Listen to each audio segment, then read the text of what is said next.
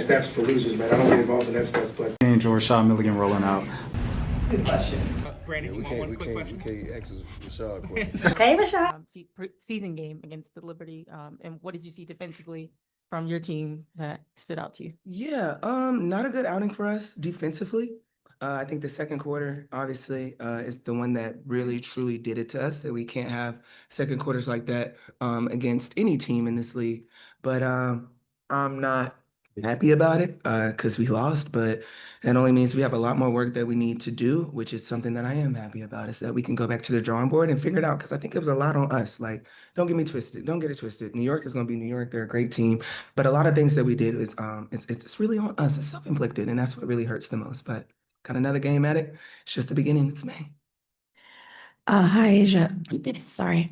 The points in the paint, the disparity was like 56-32, I think. What do you think accounted for them making it so difficult for you guys to score in the paint?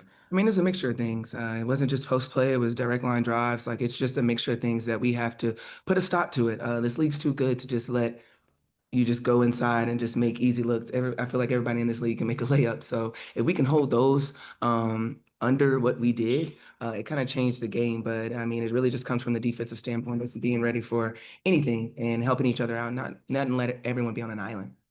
Did it feel specifically like there were any particular issues in the help assignments? It felt like they were pulling sort of the natural second defender away.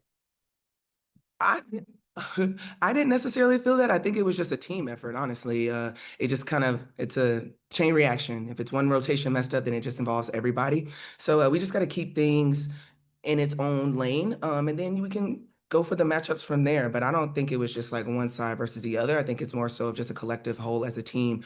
We just have to do better on the defensive end, and it starts with me.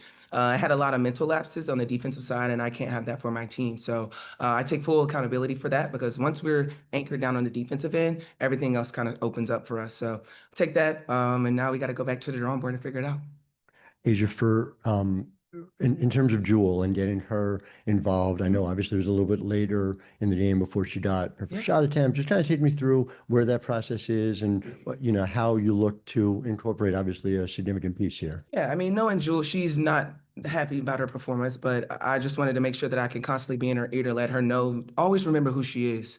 And I don't ever want her to get lost in that. And I'm constantly telling her I trust her every single day with every shot she takes. And we're going to all do that for her. So yeah, I'm sure if you ask her, she's like, oh my God. But I'm not going to let her dig herself in the hole because then you lose her. So I mean, I feel like that's how I'm going to approach the process, is making sure she understands that the other 10 of us, 11 of us have her back, and we're going to trust her every step of the way. So yeah, it sucks, but I know this ain't gonna be Jewel again. So yeah, best is yet to come. Mm-hmm. You mentioned that second quarter really being the big issue, but then you guys come out out of halftime and you win that third quarter. Right. What was the big adjustment there? Becky cussing us out at halftime. Sometimes that's what you need. Sometimes you gotta wake up a little bit, and it sucks that it took us that long to wake up. But when it comes to this with teams like New York, you can dig yourself out of that hole, but it's a lot of energy that you got to flip it on the other side. So I think once we kind of get that under wraps, it's going to be good. But I feel like our third quarter was our best quarter we've ever played here. So we just got to bottle that up and then take the W's from that and then build on it. But yes, Becky had to give us a little talk a little early this year. I appreciate it. I know you're going to roll your eyes at this, but you're now just the sixth player in WNBA history to have 100 career double-doubles. Does that mean anything to you? Is that something that you can take away and be encouraged by for the rest of the season? Yeah, last year I feel like I kind of didn't pay attention to a lot of stuff, and I missed out on in the moment things. So this year I'm definitely going to take those in because they don't come by heavenly. You really don't pay attention. I don't. I don't. But like, I feel like this year I am, because I feel like God has given me a gift to share with others. So I'm appreciative of that. Okay, work's not done though, but I am appreciative of that because this league is really, really good. So anywhere my name's in the history books, I'm happy. But ooh, that didn't get me a win. Yeah, I'm working on that, And then we'll let her go shower and start back. Yes. There was one moment earlier on in the game where you hit the floor and you seemed a little frustrated. Could you talk about that moment? I hit the floor, I seemed a little frustrated. I think you were fouled and you. Oh, I got the and one, girl. I was happy. My hands were actually stinging because I feel like Like I said, the game is I'm so grateful for the game. And it's never a lot of frustration. If anything, it's towards myself, but I love the game and I love what I do. So any basket that I get, I'm trying to celebrate it along with my teammates because this is big, this is joyful. And we need to feel that. I need to continue to pour into my teammates. So yeah, I was happy in that sense.